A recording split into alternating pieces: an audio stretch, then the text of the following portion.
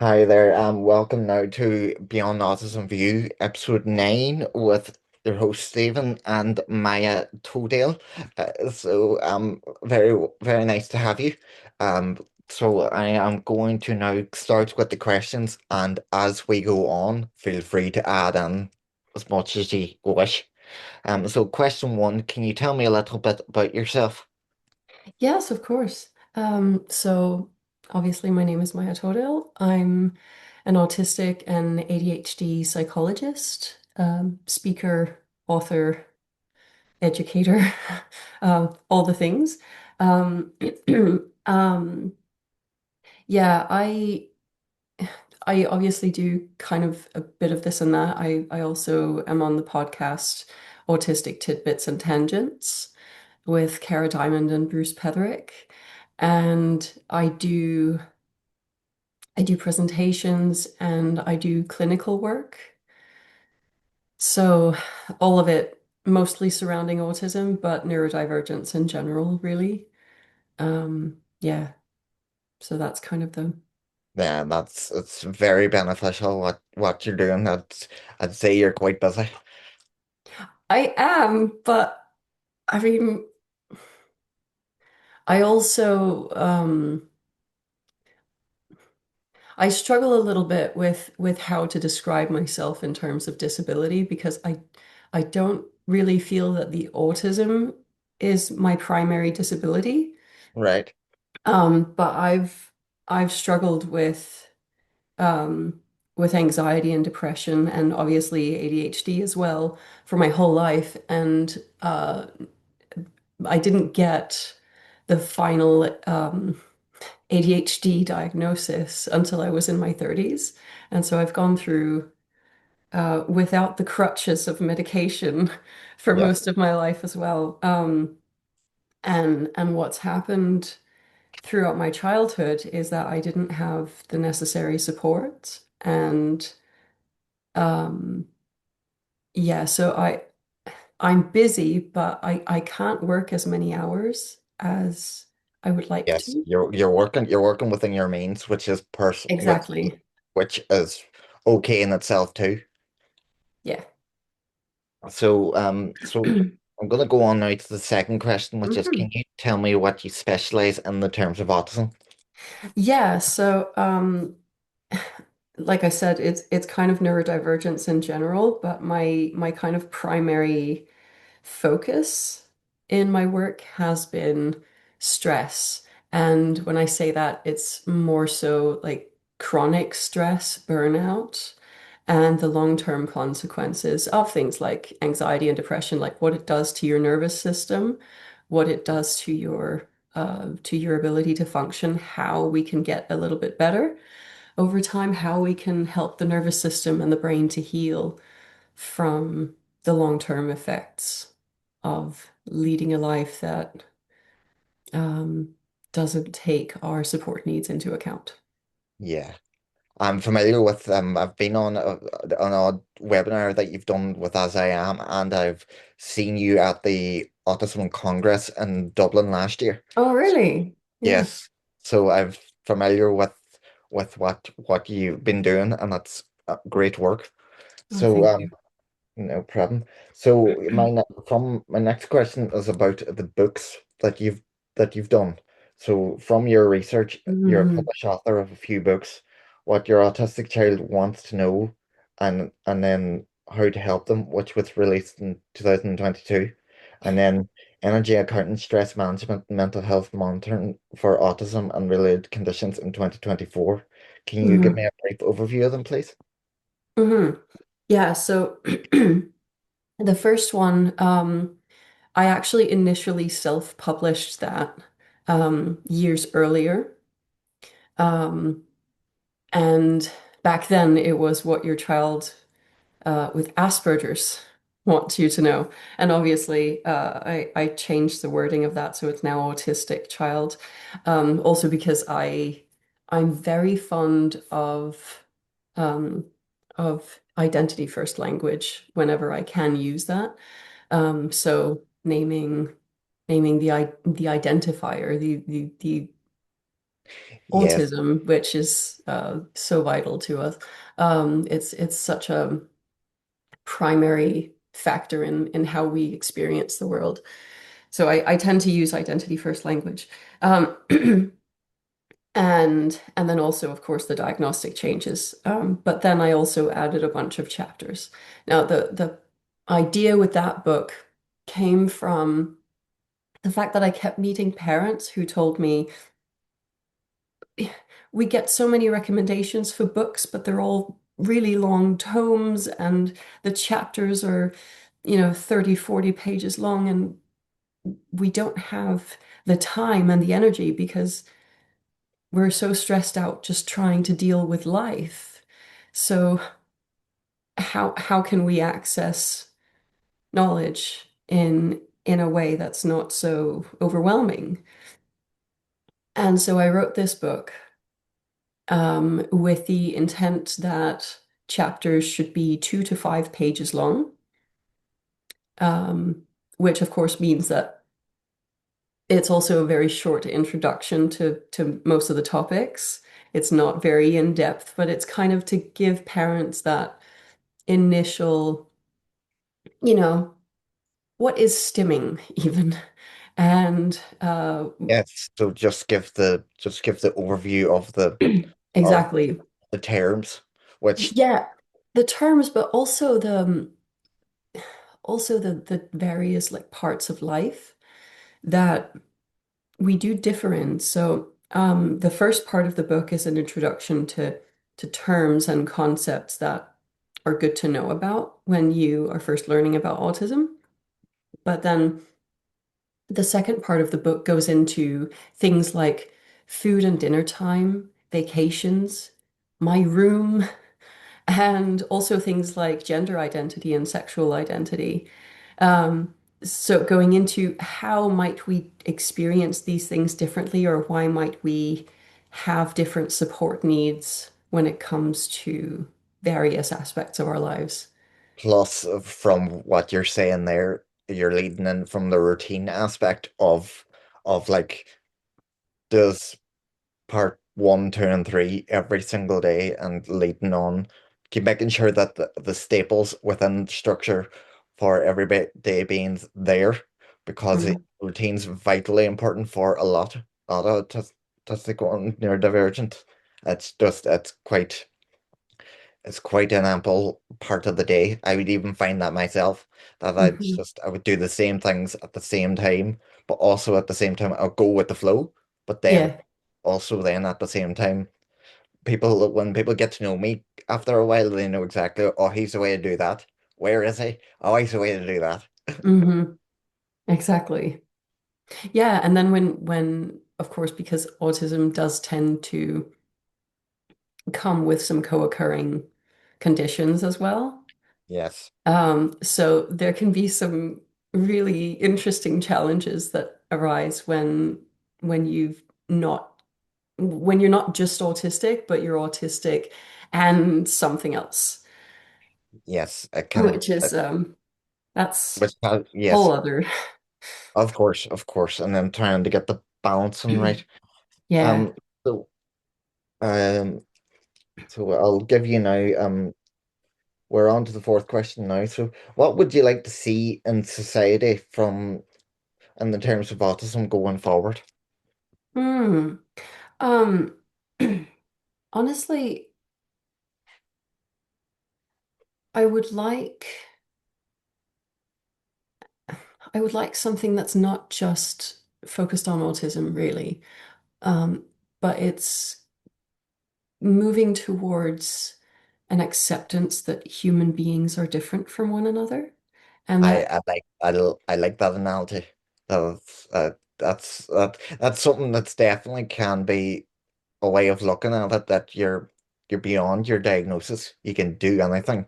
You just yeah, your support needs are different, but yeah, it's from the wider aspect of the world of that we need to embrace that and we need to help it without mhm, just saying, "Oh, he struggles with this or she struggles with that," and it's yeah, like we'll leave it.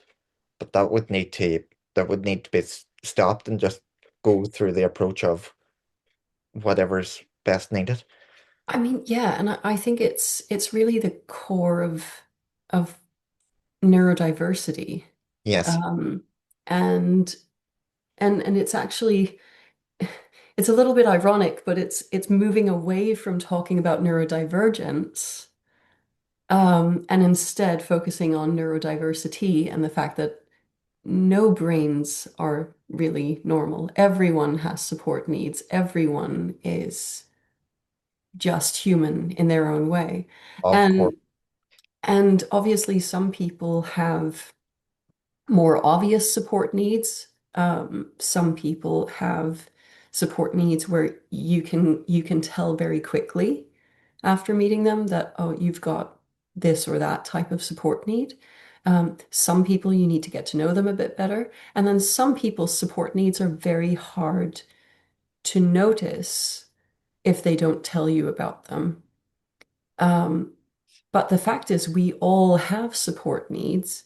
And the more we kind of talk about the fact that even quote unquote normal people, if we talk about the fact that they also have support needs, um, I would just hope to normalize autistic support needs through that lens, that it's not something that makes us difficult. It's not something that makes us um, less than in some way. Yes, It's just our way of being. and that And I want that normalization. I want that true inclusion, of of course. course, and then having that in practice without having a like say putting it under the microscope can Yeah. make people thrive, and that's what we want. Yeah. It's not having the barriers, but then having to be able to just let them carry on with the way they do things, and then Yeah. also then if something else needs to be looked at, bring in the idea, but at the same Mm. time, it's not just that's the problem, get it fixed. Don't be doing that. That's what needs to be stopped in life. And I've found that in myself in the past and fair over the years. And I'm just at the stage now that says Mm. you need this is the way I do it. I can tweak it, but if it doesn't work, Yeah. you get what you're given. Yeah. I think the tricky part is also that right now, access to help in in any real way from schools, from governments, any accommodations you need goes through the diagnosis and goes through that othering. And I'm not sure how to move from that into anyone can just access the support needs, the supports that they need, um, without needing diagnoses and all of that, because that would require a very high level of trust in society. And I think most countries, if not all countries, don't have that. No, they definitely do not, because it's No. even here in Yeah. Ireland, it's like it's just oh you have this, but paperwork, then trying to backtrack the paperwork is just Mhm. Yeah. it's a long process. But if it was a looked at the side of you can, we'll start it, get it eventually, but then work it away, it would make it a lot easier without having to find the paperwork and backtracking because you spend more time looking about something than actually getting the help that you need. 'Cause you do Yeah. get it, but it's just there's a long process when it could be done quick enough. Yeah. And I think even in countries with very good social safety nets, it is that way. Um, which means that the bar is quite low, I feel. Um, I mean, even in Denmark, we also have really good support systems, and we have really good national health care and all of that. But the psychiatric side of that can be lacking. So even accessing diagnosis can actually be really difficult. Um, and if it doesn't go through the regular channels, then you can really meet some roadblocks. Yes, and it could And or that get lost in the system. yeah, and then you don't access the supports that you need in time, which then actually leads back into why I do what I do, which is that then you are trying to survive in a society that's not made for you and you don't have access to your supports, which you need. And that just builds up into more stress and anxiety and depression and chronic conditions That's a very vicious often. circle that's not sorted Yeah, out cause. yeah, exactly. And it's just it's so tricky. And it's I think in many ways, the way society works now, we're asking human beings to do too much too early in life. I feel that we're asking children to perform academically much sooner than really makes sense. We're asking them to do it in environments that very often have, I mean, in Denmark, I think it's 26, 28 children in a class. I don't know how many it is in Ireland. In Ireland, you could have anywhere between 20, I think the last time I looked at, I think it's between 26 and 30. Or it Yeah. could be lower, depends, but I think from around Yeah. that. Yeah, and when I was a child, I'm aging myself right now, but w when I was a child, classes would be, I think, up to 20, and in some places they would be only 16. And as I was going through school in the early years, that number increased a little bit. And then I was put into a private school. We have we have these private schools in Denmark that are called free schools, Okay. and they're actually usually Christian schools, Okay. but they're kind of the cheap version of private school. Um, but they only had 16 children in a class. Um, and the benefit that had to my stress levels was immense. I think I survived barely, but I survived primary school, elementary. Ours goes up to 10th grade. Yeah, up here it's you've 8 years national school before you Hmm. secondary school, which is five, and then Hmm. so that's the difference between here and there. Yeah. Ours goes up to ninth, and then 10th grade is optional. And then we have 3 years after that, which is kind of high school or secondary. It's like the step before university or, Yeah, yeah. yeah, So that'd be your secondary school standard. yeah, yeah. Yeah. And I think I survived because I was in these smaller classrooms with only 16 children. And I feel like if we weren't asking children to make it through in classes with the number of children that they are, we would see fewer children get stressed as Yeah, early as they do. yes. The more contact time by instead of having instead of being swamped and with Yeah. everyone else, you've got more time for more. You need more assistance, basically. Yeah. Yeah, and I mean I've heard of a number of classes in which they give the children um um oh, what's that called in English? Like hearing guards, like Uh, uh, like construction um, type yeah, of earmuffs. yeah, Okay. But like Ear with, defenders. yeah, ear defenders, Yeah. yes. Yeah. Because of the noise levels in these classes. And they're opting for ear defenders rather than saying there's something wrong with how we're doing school right now. We need to change something so that children can be Yes, here. a bit more quiet, like not saying stop what you're doing, but a bit more quiet. Yeah.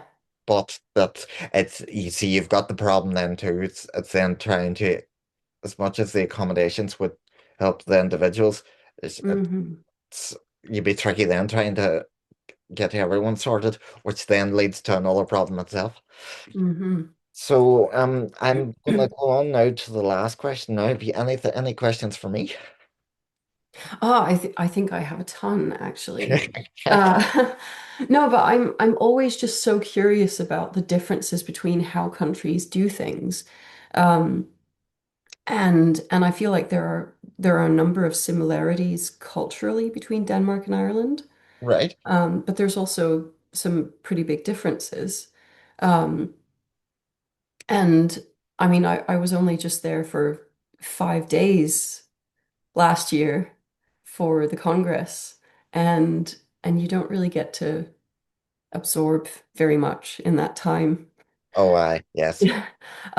So I'm wondering, like, what's the diagnostic process like in Ireland? Now, brutally honest, I can't answer that. I don't know it. I don't know Mm-hmm. enough of it, so I Mm-hmm.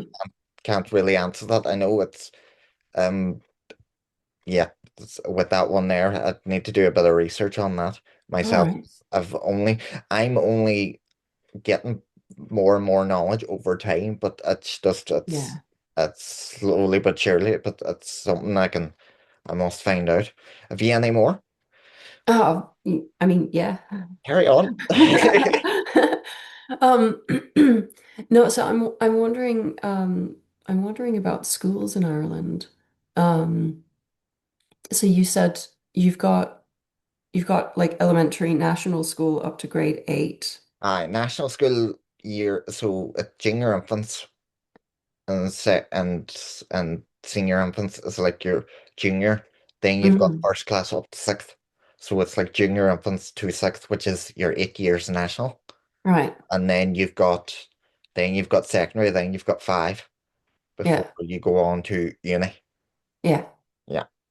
And do supports like is it fairly easy to access supports if you have a disability or a diagnosis in the schools and does it follow you from national to secondary? But if you have the diagnostic criteria like Hmm. set, and then from going from it, you just have to make sure that it's all to do with paperwork. Paperwork Hmm. needs to transfer. Yeah. It needs to transfer from one to the next, because unless you don't have your paperwork in Yeah. place, it's wild hard to get the support, because you will tell them you're neurodivergent, autistic, or ADHD, but Yeah. where's your paperwork? Yeah. And that's just why that's the challenge, trying to keep everything running, but it Yeah. runs on the paperwork side, which gets messy. Yeah. Because But very often it's not just do you have the diagnosis, but it's also is there a is there a descriptive plan of what supports you need and what's the cost? And does that money then go with the child or the young person? well, it And things, depends. I mean, that's some of the challenges we have here. Oh, right. Ah, yes. See, and then also at the same time, if you go private, you get Yeah. things done quicker, but within our public system, it just takes longer. Yeah. Yeah. Times on you get there eventually, but there's a lot of time being spent. Yeah. Yeah, definitely. Yeah. Um, so I understand that you were actually at the Congress, the Autism Europe Congress in Yes. Dublin. Yeah. Yes. So you would have seen my keynote there about energy accounting, Yes. which we've not actually talked that much about that. Um, was there anything from that you thought we're not doing enough of that in Ireland? I thought from like a lot of the time too when I walk away that from things I don't look at it as a society point of view, I just look at it from my own perspective. Hmm. But I Right. was Yeah. sitting there when I walked out a year out of it, I was Hmm. literally thinking there, like, also treat as you sort of use your analogy of like treating it like a bank, spend Hmm. money to make money. So Yeah. with being with depending on your energy levels, I was Yeah. just be sitting there, I was thinking, so that's why it sort of takes quite a bit why getting the tasks done here and there. But Yeah. it just brought because sitting through there, it it's it made more sense on why things are the way they are. Because as I'm going doing this, and even through the podcast and going to other conferences and stuff, I'm always learning things backwards. You understand? Yeah. So things are clicking in, even though this has been a part of me since I was 2.5. But it's everything's the more and more knowledge, the more and more conferences and the more and more knowledge that I learn, I'm literally Hmm. sitting there and I'm like, right, so that's sort of why I do this. Yeah. It's links in the way I do that. That's why I sort of have the importance of why I do this. Ah, Yeah. but then at the same time, I'm like sitting there now. If young people or society in general, if people came up to me, I can now chat about it because Yeah. still winging it, like, but also at the same time, my knowledge level has gone through the roof over the past number of years in Mm. terms of autism, depending on the conferences from doing this podcast. So, Hmm. so it's very good now. I remember that feeling, that process.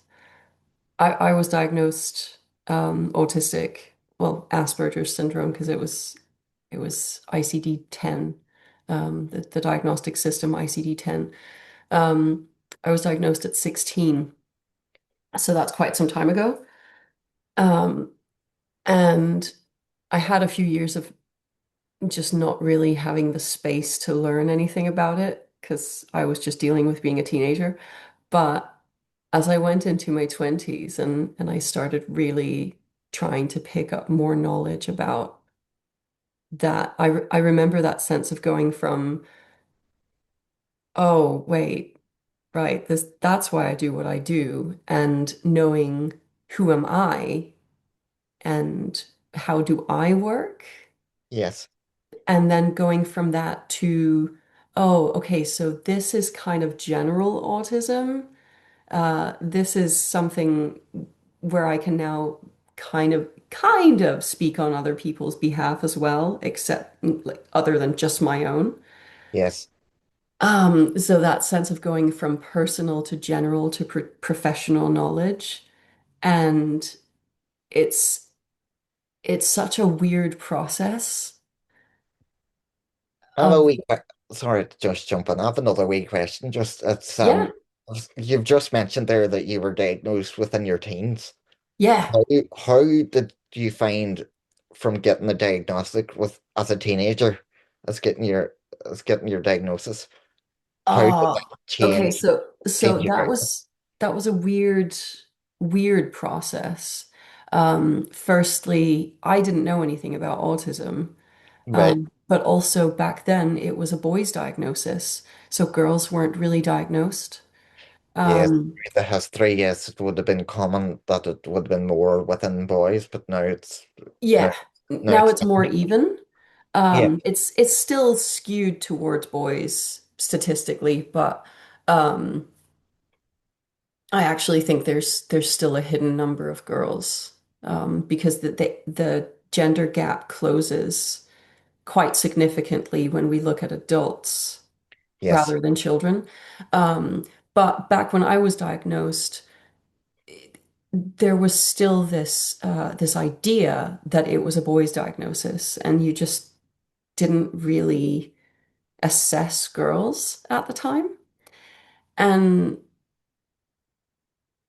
my mum also didn't know what it was that was different about me. She just kind of kept pushing to have me assessed in general, not for autism, but in general, to have me assessed because something Yeah. was different, right? And I know from my diagnostic papers that I actually started the process when I was 13, and it took 2.5 years for them to finish assessing me. That long, that long. That But long. then And I how then remember from some of the, I yeah, remember bits of, especially the IQ test, I remember. It's called a whisk test. And I remember some of the partial right? tests and just feeling that it was so patronizing. Like I felt so stupid because these psychologists were asking me to like explain how I brush my teeth and things like that. Now, as a psychologist, I know because I now know kind of the behind the scenes of that You have a test. theory So I behind it. know what they're Yes. looking for now. But back Yes. then, as a teenager, you're sat there in a room with adults telling you, how do you brush your teeth? How do you wash your hands? And I'm like, are you kidding me?